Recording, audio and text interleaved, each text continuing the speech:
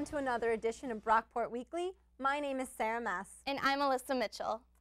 So we're getting to that time of year again when midterms are approaching. Yeah. Do you have any?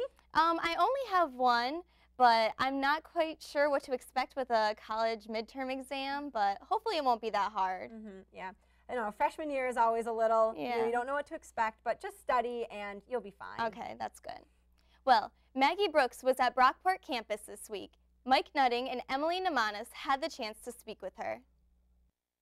I had worked in broadcasting for about 20 years in the community. I worked at WHAM and then Channel 10 for 15 years. And I left Channel 10 because of a downsizing and got involved in government mainly because the political party that I was affiliated with in my town wanted someone with media experience to help them produce some cable programming. So I got involved in that, and I found that I could articulate the issues as well as some of the candidates that they had on their ticket. And so one thing led to another, and I ended up running for county legislature. I was a complete novice, had no idea how to run for office, but the party supported me and showed me the ropes, and I was successful there, and then went on to be the county clerk and now the county executive. Well, I think there are two key issues that have always been the defining principles for my administration, and that's taxes and jobs. We have to do whatever we can to keep property taxes and taxes in general stable in Monroe County because people are angry about taxes and jobs. Nothing else matters in a community if you can't connect your citizens, if you can't connect your residents to jobs. If we want to keep young professionals here, we have to make sure that there are job opportunities for them when they graduate from one of the 19 colleges and universities in this region. So taxes and jobs, there's not a day that goes by that we don't focus on those priorities. Certainly other issues come and go, but those are the ones that we pay attention to on a daily basis. And if we fail in those two areas, I think we fail as an administration. We do tend to hear from the people that aren't very happy with what we do. And, you know, we have a great constituent service operation. We have people that on a daily basis are responding to any complaints or criticism. But, you know, a wise person told me when I started this job and when I became involved in government, that individual who is a close friend of mine said, if you go to work every day thinking you're going to please everybody, you're going to fail. And I've tried to keep that in mind. You can't please everyone, and sometimes you have to do what your gut tells you is right for the county, for the community, for the taxpayers, and not everyone will agree. But if I can go home at the end of the day feeling I did the best and made the best decisions I could, then I think I've succeeded. But again, you won't be able to please everybody, and it's fine to build consensus as long as you understand the consensus will never be 100% unanimous in favor of every decision. October is Breast Cancer Awareness Month, and the college and the city of Rochester are getting involved. Kathy Lovett attended the Breast Cancer Walk to find out what people are doing to raise awareness. The Breast Cancer Walk took place in Rochester Sunday, October 3rd. Over 12,000 people came out to celebrate, remember, and dance. I spoke with Sharon Lobiondo about her fight against breast cancer. Okay, I'm cancer-free almost a year. Congratulations. What does the Breast Cancer Walk mean to you? Well, it means a great deal because this is a disease that affects women. 1 out of every 7 or 9 women are affected by breast cancer. So this brings awareness, and it gets people to come out and support breast cancer awareness, and as well as raise money for research. Hopefully someday there'll be a cure. I asked some Brockport students to see if they were happy with the turnout. Yeah, there's supposed to be like 10,000 people, so that's really good. Yeah, there's a lot of people here. What's your reason for doing the Breast Cancer Walk? Well, I do Real Life for Life, so it's just to support and people I know who've had cancer. So. Yeah, me too. Same. We do it together. More than $800,000 was raised for the event. The money will be used to fund programs so that we can win the fight against breast cancer. For Brockport Weekly, I'm Kathy Lovett. Wow, that was a really good cause. Yeah, it is. So many people are affected by breast cancer. Yeah, I wish I was able to attend. I know the girls' volleyball team here went, and I'm pretty sure they walked and had a really good time. So. Well, that's great, raising support and awareness for the cause.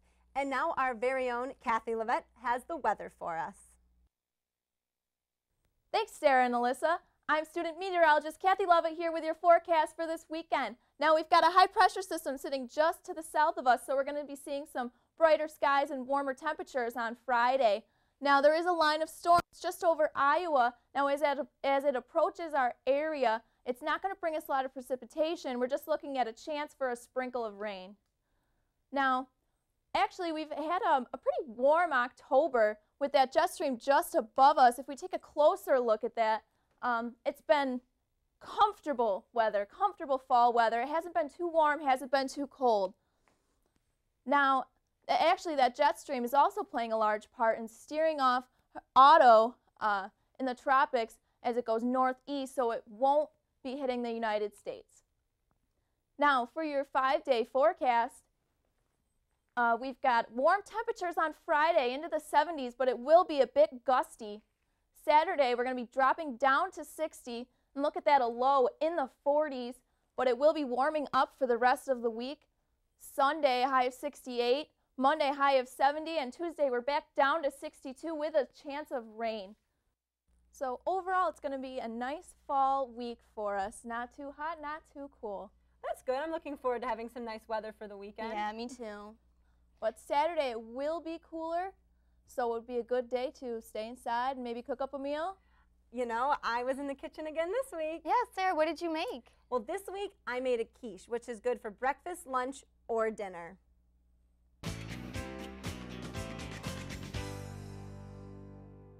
Welcome to the weekly recipe. This week we'll be making a quiche.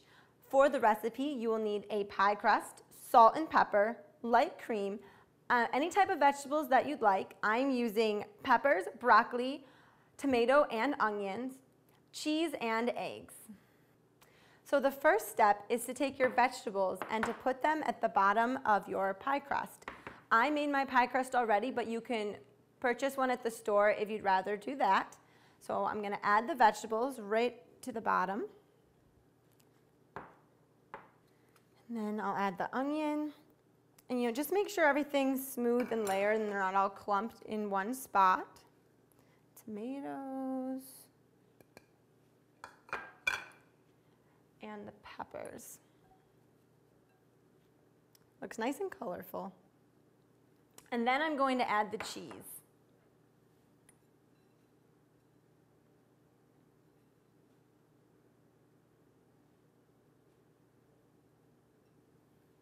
So now you're going to combine your remaining ingredients in a bowl. So you can crack 4 eggs.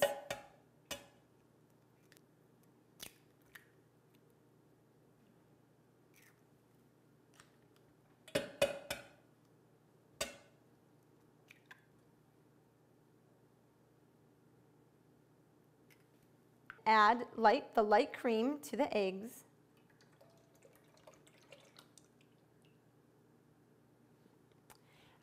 A dash of pepper, and 3/4 teaspoon of salt. If you have a whisk, go ahead and use that. Otherwise, a fork or a spatula will work just fine. Once all the ingredients are thoroughly mixed, you're going to pour the egg mixture into the pie with all the vegetables.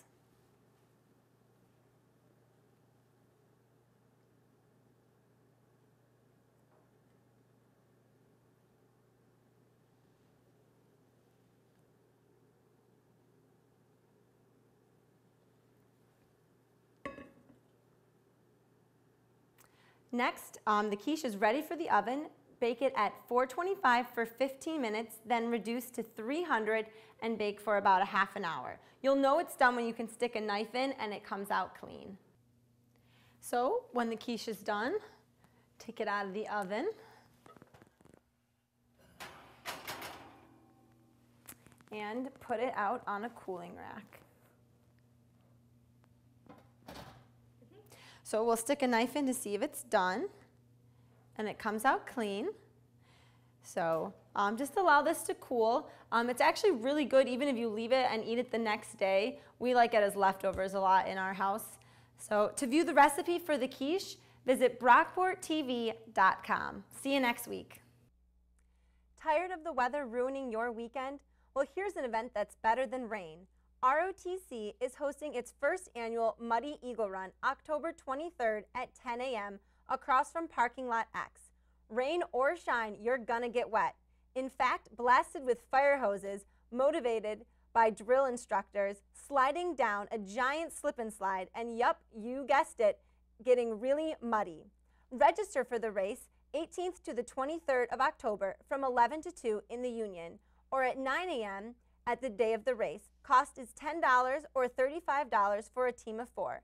Come dressed for crazy and for the mud, and bring a towel. So don't be a dud, come run in the mud. And now we're going to send it over to the Eagles Nest with RJ.